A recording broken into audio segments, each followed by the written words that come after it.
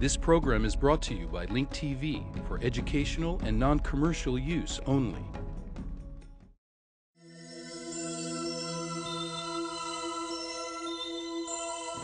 Mosaic, a daily news program from Link TV, presents a selection of news reports from independent and state-controlled broadcasters from throughout the Middle East.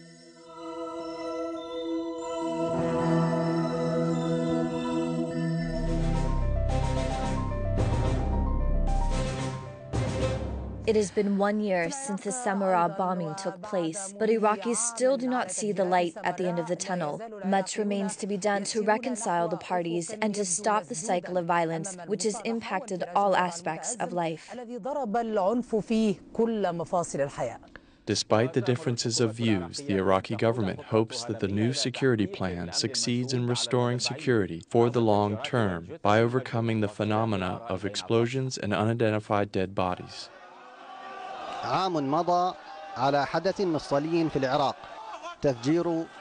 It has been 1 year since the two askari mosques in Samarra were exploded, but the Iraqis still do not see the light at the end of the tunnel. New phenomena has emerged since then. Sectarian killings and forceful migration have reached unprecedented levels in Iraq's modern history.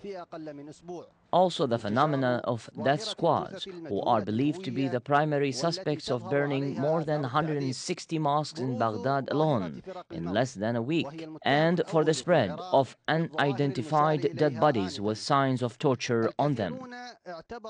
Many people said that the Samara bombing was planned to give a justification for the militarization that came afterwards.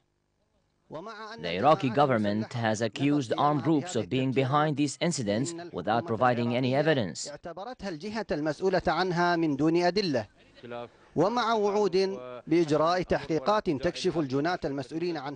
It made promises to conduct an investigation to reveal the identities of the perpetrators, but nothing tangible has been done since then.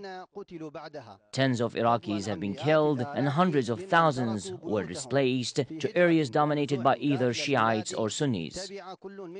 Approximately 1 million Iraqis were forced to flee to Syria, Jordan, and other countries. In a polarized country, the calls for national reconciliation fell on deaf ears. The Samara bombing was an important turning point in Iraq's modern history, and it is still causing the Iraqis a significant amount of harm.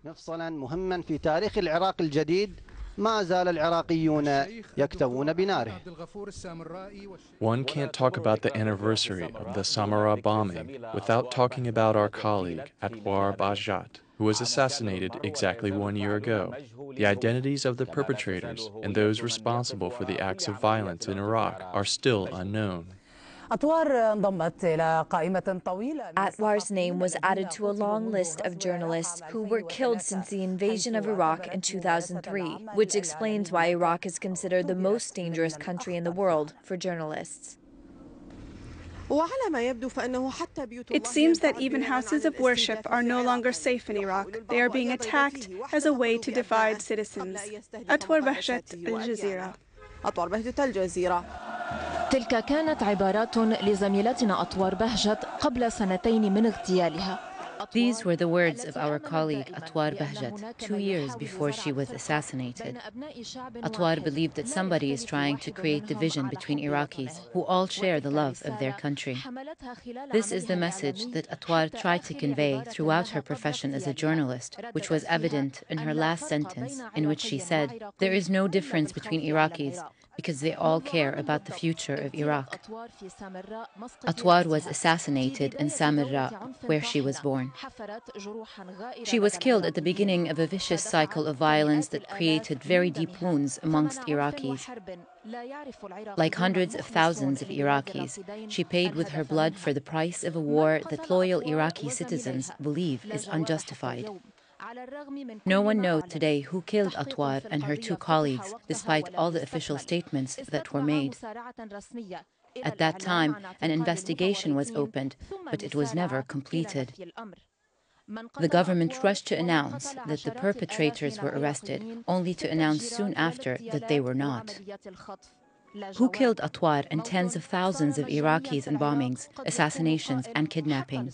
No one knows. Death is free in Iraq, even for journalists.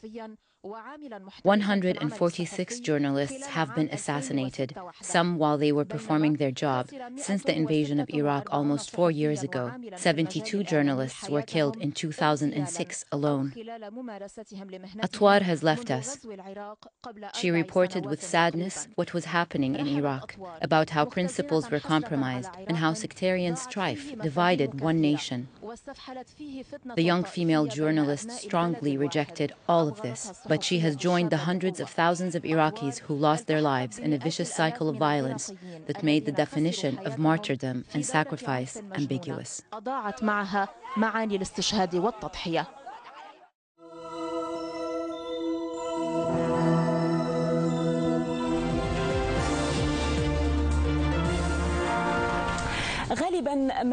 While the media is usually called upon for help in making matters public, the picture in Jordan is reversed. The media and press launched a campaign called Faz'atko, or Scared You, to seek help in protecting their rights for the freedom of expression without retaliation. Those who launched this campaign do not plan to stop there, as they have succeeded in changing the government's policy of arresting journalists. Salwa Al-Sawalqa from Amman. Faz'atko is a campaign launched by some Jordanian media groups calling for the freedom of writing and expression. Its title is, "We want to know, we want to say, we want to write, and we do not want you to put us in jail." The campaign had a strong hand in changing publishing and print laws. The current law proposed by the government does not protect journalists from being tried by the National Security Court.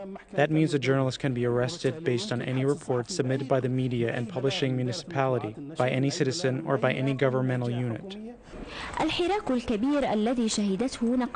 The commotion stirred by the Union of Jordanian Journalists forced the government to change its position on imprisoning journalists in publishing cases. The Judicial Committee in the Parliament agreed with the government to make the distinction between detention and arrest. Imprisonment can only be issued by a judicial decision, while issuing and implementing a detention is left to the Parliament.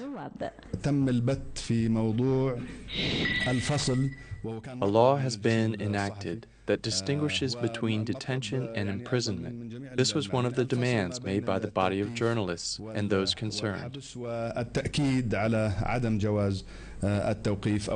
We disagreed with the National Steering Committee and the government about these 2 points: getting rid of the punishments imposed on the freedom of expression and the fine. Our point of view is that punishments that restrict freedom should be canceled and instead to impose fines. The freedom of expression in Jordan has witnessed many changes, which resulted in establishing publishing and media laws that were criticized by international parties. Jordan is not the only country where campaigns to protect journalists are organized. Most of the capitals in the Arab world have witnessed such strong movements that fight for the freedom of writing and expression. Salwa Al-Sawalqa, Dubai TV, Amman.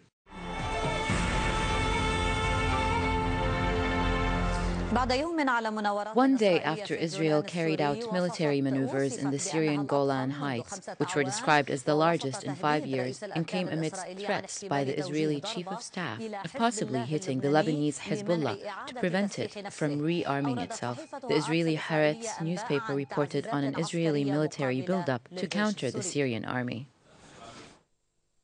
These maneuvers are the most important ones in 5 years.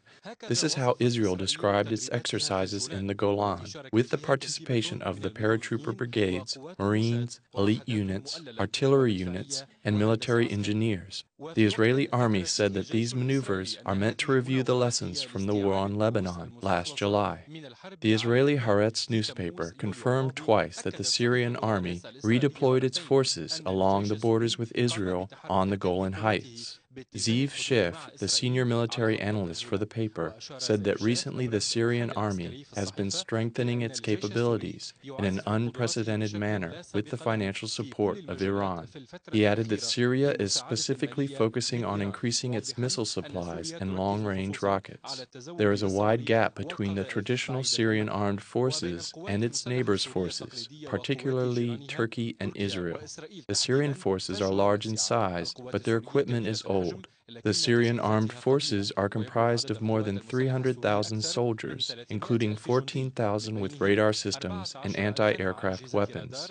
Syria also has 345,000 reserve soldiers. However, Israel, since its creation, has maintained the principle of having a small army with 141,000 permanent active forces that include 110,000 recruits. But Israel has 504,000 reserve soldiers, including 494,000 ground troops. Israel has the ability to put together 645,000 soldiers when it calls in the reserve forces. The Israeli army also uses the most modern military technologies, which are manufactured in Israel and come from the United States. Israel also possesses attack air forces, including 684 fighter planes. It has 4,000 tanks, hundreds of artillery parts, missiles, and armored military vehicles. Amin Abu Yahya, Al-Arabiya.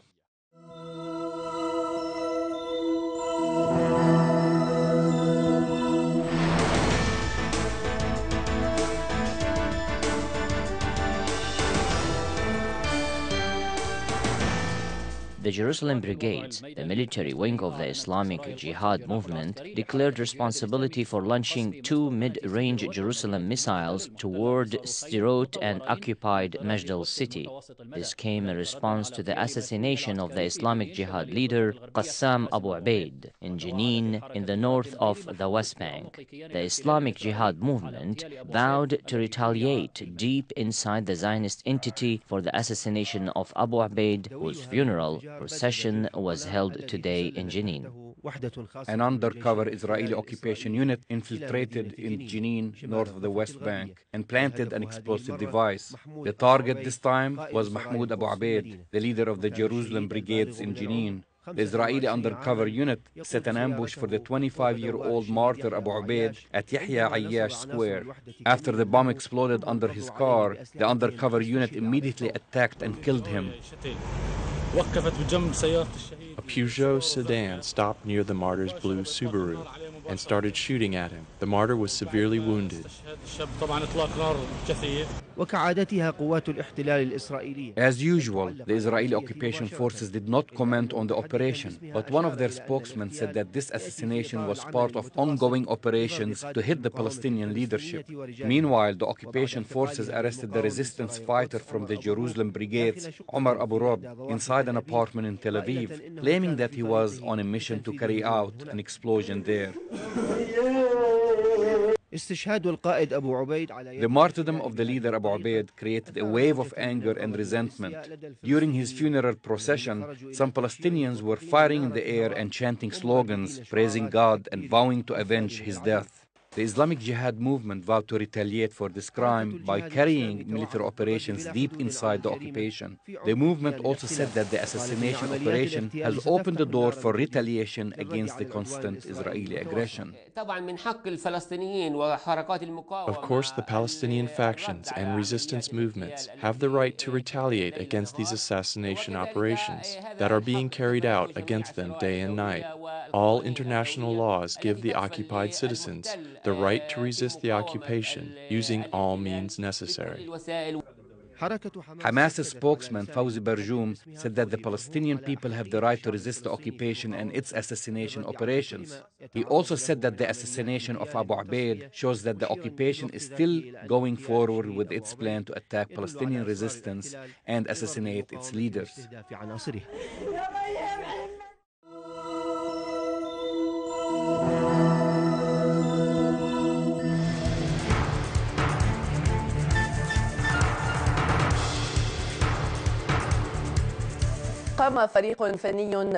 A technical team from the International Investigation Committee, headed by the Belgian judge Serge Bremertz, has begun to uncover evidence at the Ain al-Ala crime scene. This is being carried out in coordination with the Lebanese judicial system and dozens of technical experts to identify the type of both explosive devices used and how they were detonated. Some samples were taken from the crime scene, including parts of the bus wreckage, which will be used as samples in a criminal examination laboratory, which the Lebanese authorities do not have access to. Experts will submit a report of the investigation results to the Supreme Military Judge Rashid Al-Mizhar. After the crime in Ain al-Alaq, another fear has been added to the list of fears of the Lebanese. It is the fear of using public buses. For this reason, the concerned parties took some precautionary measures. This report by Christine Habib.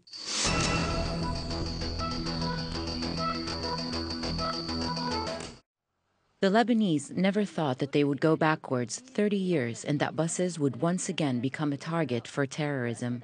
But this is what has happened. The hand of crime has touched 2 buses in a northern Metin province, killing 3 people. Many people were afraid that day, and now they are facing a new security concern. This concern comes at a time when the price of energy and dependence on public transportation has increased. People have become accustomed to paying 1,000 liras for transportation. When I just got on, I was a little bit scared and hesitant. The big Faya to green buses are empty and the drivers are pessimistic.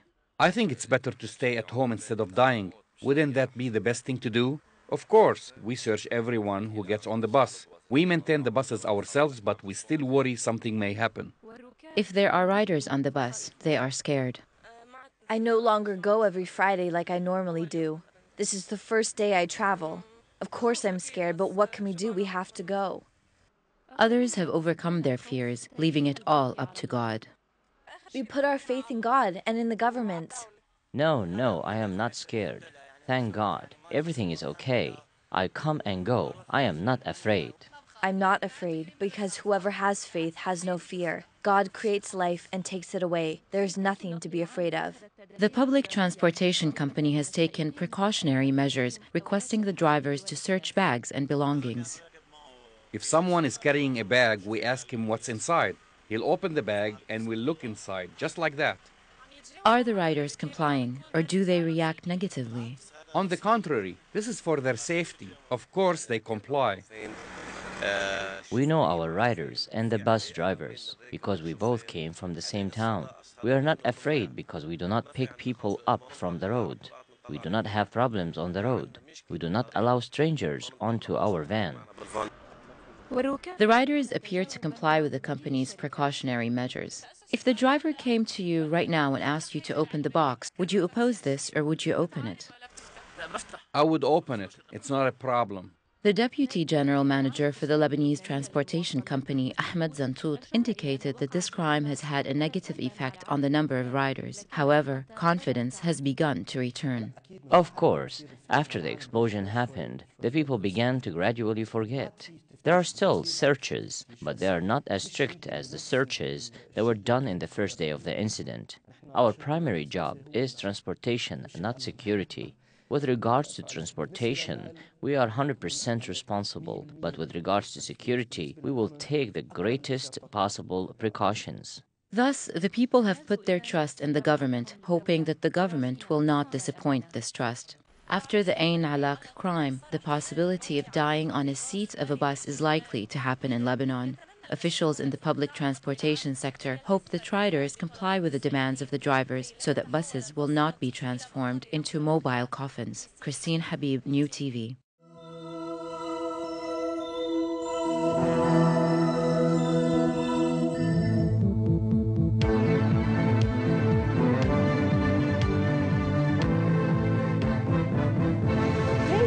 Of the provincial tour by the Iranian cabinet of Golan took President Ahmadinejad to different cities across the northern province on Thursday.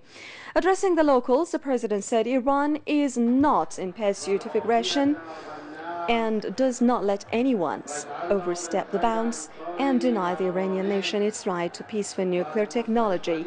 Ahmadinejad said Iranians will stand firm to achieve full proficiency in the technology.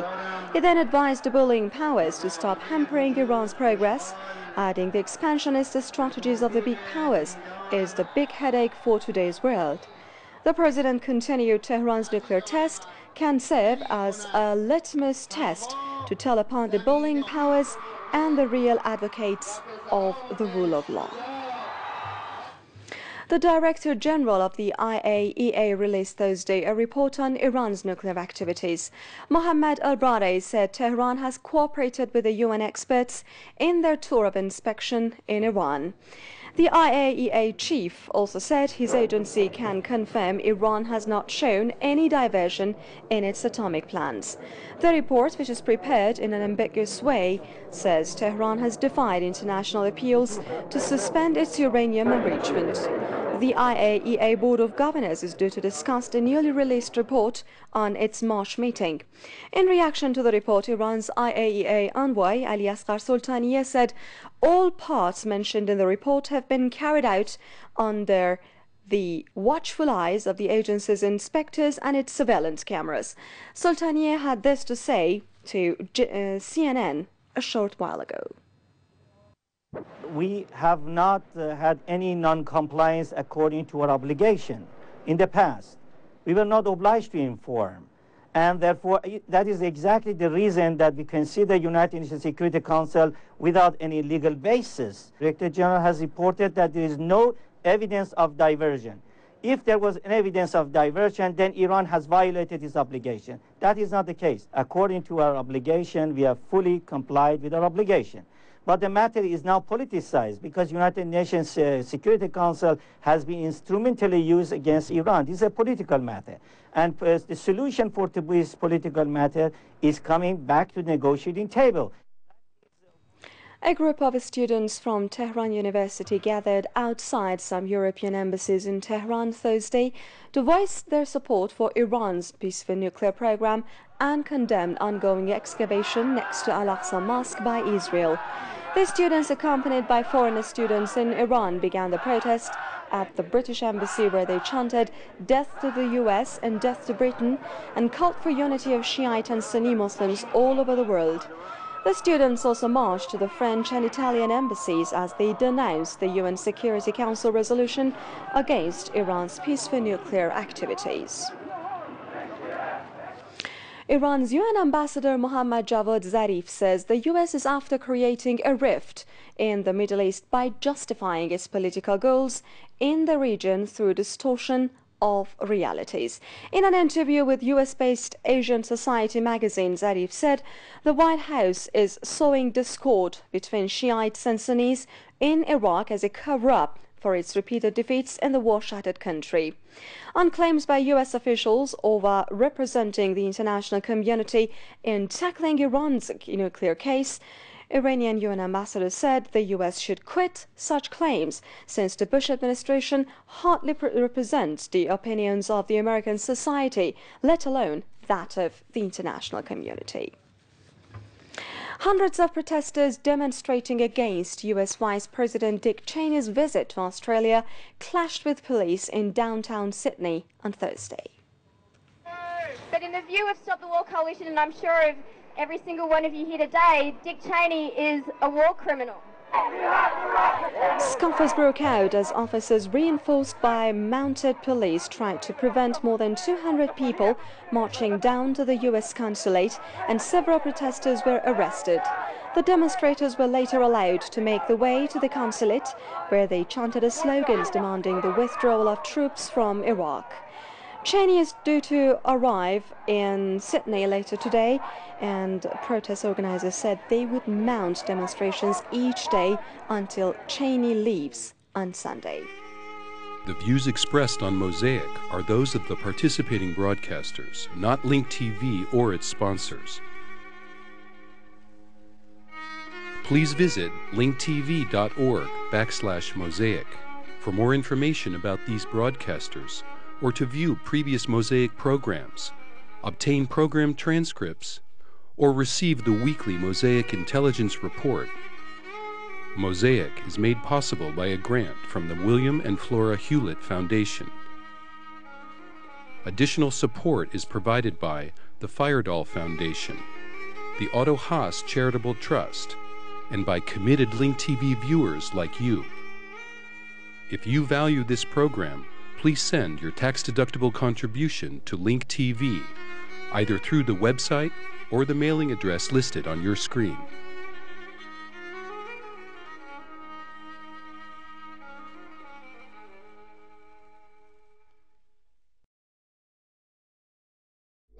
This program was brought to you by Link TV for educational and non-commercial use only. Link TV is the only U.S. television network devoted to global and national news, with uncompromising documentaries and diverse cultural programs. Programs which connect you to the world.